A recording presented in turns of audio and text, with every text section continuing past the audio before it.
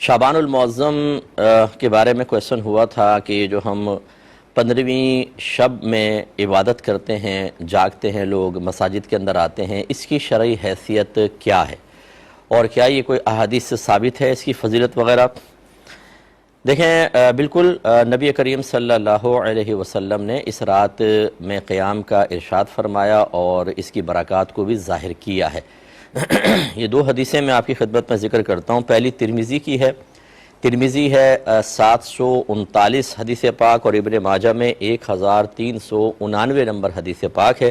سیدہ عائشہ صدیقہ رضی اللہ تعالی عنہا اس کی راویہ ہیں، کہتی ہیں کہ ایک رات نبی کریم صلی اللہ علیہ وسلم کو میں نے اپنے پڑوس سے غائب پایا، یعنی آپ کی باری تھی، سرکار آپ کے حجرے میں تھے لیکن آپ کی آنکھ کھلی تو سرکار نہیں تھے۔ تو کہتی ہے میں تحقیق حال کے لیے باہر نکلی تو میں نے آپ کو جنت البقیع کے قبرستان میں پایا۔ تو سرکار نے مجھے دیکھ کے فرمایا کہ اے عائشہ، کہ آپ اس بات کا خوف رکھتی ہیں کہ اللہ تبارک و تعالیٰ یا اس کے رسول آپ کے حق میں کوتاہی کریں گے، یعنی یہ کہ آپ نے ایسا گمان کیا کہ میں کسی اور زوجہ کے پاس چلا جاؤں گا؟ تو سیدہ عائشہ نے بالکل واضح اور صاف اپنی گزارش کی کہ یا رسول اللہ، بے شک میں نے گمان کیا تھا کہ شاید آپ اپنی دیگر ازواج کے پاس تشریف لے گئے ہیں، یعنی اس غیرت نے مجھے ادھر تحقیق کے لیے باہر آنے پہ مجبور کیا۔ تو نبی کریم صلی اللہ علیہ وسلم نے فرمایا کہ بے شک اللہ تعالیٰ ان اللہ ینزل لیلۃ النصف من شعبان الی السماء الدنیا، کہ بے شک اللہ تعالیٰ 15ویں شعبان کو یا شعبان کی نصف شعبان کی رات کو اپنی شان کے لائق آسمان دنیا پر نزول فرماتا ہے۔ فَيَغْفِرُ لِأَكْثَرَ مِنْ عَدَدِ شَعَرِ غَنَمِ كَلْبٍ، پھر وہ بنی کلب ایک قبیلہ تھا، اس کی بکریوں کے بالوں سے زیادہ لوگوں کی بخشش و مغفرت فرما دیتا ہے۔ اس کا مطلب ہے کہ یہ رات بڑی افضل اور مبارک رات ہے۔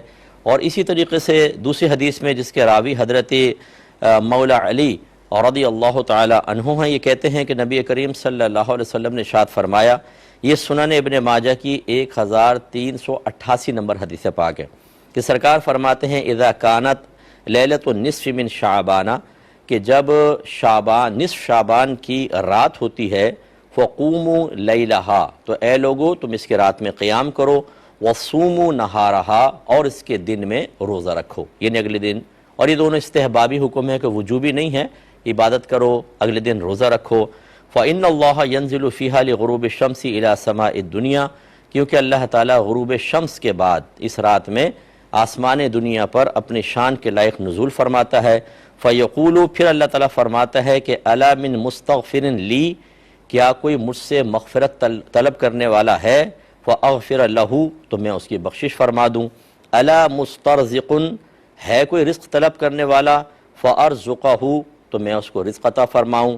أَلَا مُبْتَلًا، کیا کوئی آزمائش میں مبتلا شخص ہے؟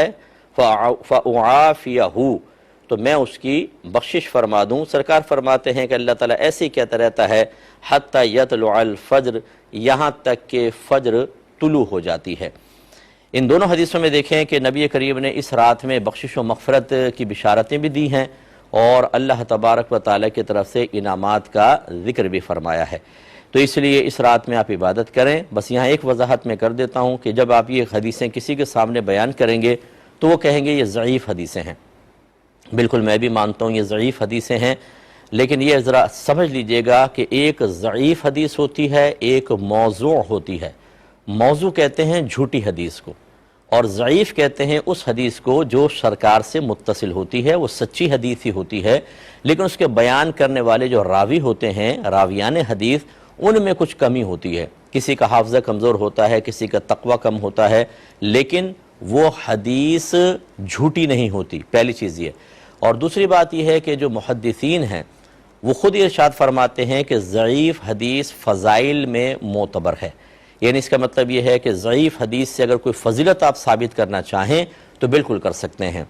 میں معذرت کے ساتھ عرض کرتا ہوں، اگر کوئی سنے تو بالکل اس کا مطلب آپ اس پہ غور و تفکر کر لیجئے گا۔ میں کوئی مناظرہ نہیں کرنا چاہتا، خدا نخواستہ، کہ آپ بھی یہ بات پڑھتے ہیں کہ ضعیف حدیث فضائل میں معتبر ہے، پھر مطلقاً ان حدیثوں سے ثابت شدہ عمل کی نفی کرنا کیسا ہے؟ ایسا نہ ہو کہ یہ کہیں کہ ایسی کوئی رات ثابت نہیں ہے، یہ غلط ہے، اور میدان محشر میں نبی کریم یہ کویسچن کر لیں کہ میری حدیث کو رد کیوں کیا تھا، اگرچہ اس میں ضعف تھا، تمہیں کمزوری محسوس ہوئی راویوں کی وجہ سے، لیکن تم نے منع کیوں کیا امت کو اور مطلق انکار کیوں کیا، تو لہٰذا کیا جواب دیں گے؟ ایسی چیز جو حدیث سے ثابت ہے وہ تو سنت کہلاتی ہے، بدعت تو نہیں کہلاتی۔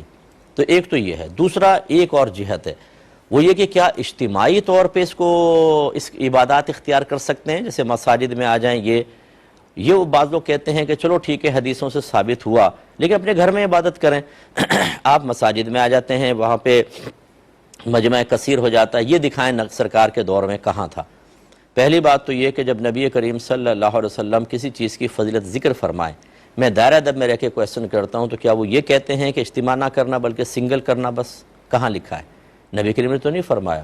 جب ایک ترغیب دے دی تو وہ اجتماعی طور پہ کریں، انفرادی طور پہ کریں، یا مسجد میں کریں، گھر میں کریں، ہر چیز ہر طریقے سے مطلقاً ان فضیلتوں کو حاصل کرنے کی اجازت اس میں پوشیدہ ہوتی ہے۔ باقی یہ کہ نبی کریم صلی اللہ علیہ وسلم نے ایسا اہتمام کرتے نظر نہیں آئے، صحابہ کرام کرتے نظر نہیں آئے، تو کوئی بات نہیں۔ خود صحابہ کی زندگی ہمارے سامنے ہے کہ جب انہوں نے دیکھا کہ دین کو تقویت دینے والا کوئی معاملہ ہے تو انہوں نے یہ نہیں دیکھا کہ نبی کریم نے کیا یا نہیں کیا، پہلے والوں نے کیا کہ نہیں کیا، انہوں نے اس کو اختیار کیا ہے۔ جیسے تراویح کی جماعت نبی کریم صلی اللہ علیہ وسلم کے دور میں نہیں ہوتی تھی، صدیق اکبر کے دور میں نہیں ہوتی تھی، لوگ تنہا تنہا پڑھتے تھے یا دو چار اپنی جماعت قائم کر لیا کرتے تھے۔ جب دور فاروقی آیا تو حضرت عمر فاروق رضی اللہ تعالی عنہ مسجد میں آیا اور آپ نے متفرق طور پہ لوگوں کو تراویح کی نماز ادا کرتے ہوئے پایا، تو آپ نے فرمایا میں چاہتا ہوں ان کو ایک امام کے پیچھے جمع کر دوں، اور پھر انہوں نے ایک امام مقرر کیا، جماعت قائم ہوئی۔ آپ تھوڑا سا لیٹ پہنچے تھے، آپ نے جب جماعت قائم ہوتی دیکھی تو آپ نے یہ تاریخی جملہ ارشاد فرمایا، نعمت البدعۃ ہذہ، یہ کیا ہی اچھی بدعت ہے۔ یعنی ہم نے بہت اچھا طریقہ جاری کر دیا کہ لوگ اجتماعی طور پر اب اس عبادت کو ادا کر رہے ہیں۔ انفرادیت میں بھی برکت ہے لیکن اجتماعیت کی برکت کسی پر مخفی نہیں ہے۔ تو یہ تو صحابہ کرام کا طریقہ ہے۔ اگر لوگ متفرق طور پہ کریں، سستی آئے گی، تھوڑا کریں گے، سو جائیں گے یا کریں گے نہیں۔ اگر ایک اجتماعی عبادت کا اہتمام کر لیا جاتا ہے صحابہ کرام کی سنت سمجھتے ہوئے اور دیگر ہمارے اکابرین کی تعلیمات کے تقاضے کے مطابق، اور لوگ بستر چھوڑ کر، روڈیں چھوڑ کر، آوارہ گردیاں چھوڑ کر، ہمارے بچے سوشل میڈیا پر گندی چیزیں دیکھنے کو چھوڑ کر، آوارہ گرد دوستوں کی صحبت چھوڑ کر، فضول کھیل کود چھوڑ کر اللہ تعالیٰ کی بارگاہ میں حاضر ہو کر عبادت ادا کریں، گناہ سے بچیں، درجات کی بلندی کا سامان کریں، گناہوں کے کفارے کا سامان کریں، نیکیوں میں اضافے کا سامان کریں، تو اس میں کون سی شرعی قباحت ہے؟ مجھے یہ بتائیے۔ اس لیے میں تمام بہن بھائیوں سے گزارش کرتا ہوں، کسی سے آپ کو جھگڑا نہیں کرنا، کسی سے بحث نہیں کرنی، کوئی نہیں کرنا چاہتا کوئی بات نہیں، آپ کیجئے، ٹھیک ہے؟ کسی کو منوانا ہمارا کام نہیں ہوتا، ہمارا کام ہوتا ہے سمجھانا اور بتانا، یا ہم خود برکات کو حاصل کریں۔ اس رات میں ہو سکے، یہ رات شروع ہوتی ہے غروب آفتاب کے بعد شروع ہو جاتی ہے اور طلوع فجر تک رہتی ہے، جتنا موقع ملے، جب موقع ملے آپ عبادت اختیار کریں۔ یہ قیام کوئی فرض یا واجب نہیں ہے، لیکن کریں گے تو انشاءاللہ برکات حاصل ہوں گی۔ چاہیں تو پھر اگلے دن کا روزہ بھی رکھ لیں، یہ بھی باعث برکت ہے، نہیں رکھیں گے تب بھی آپ گناہگار نہیں ہوں گے، لیکن کریں گے تو انشاءاللہ برکات پائیں گے۔ جیسے نبی کریم صلی اللہ علیہ وسلم نے واضح بشارت عطا فرمائی کہ اس رات میں اللہ تعالیٰ بنی کلب کی بکریوں کے بالوں سے زیادہ لوگوں کو جہنم کی آگ سے نجات عطا فرماتا ہے۔ اللہ تعالیٰ سمجھنے کی توفیق عطا فرمائے۔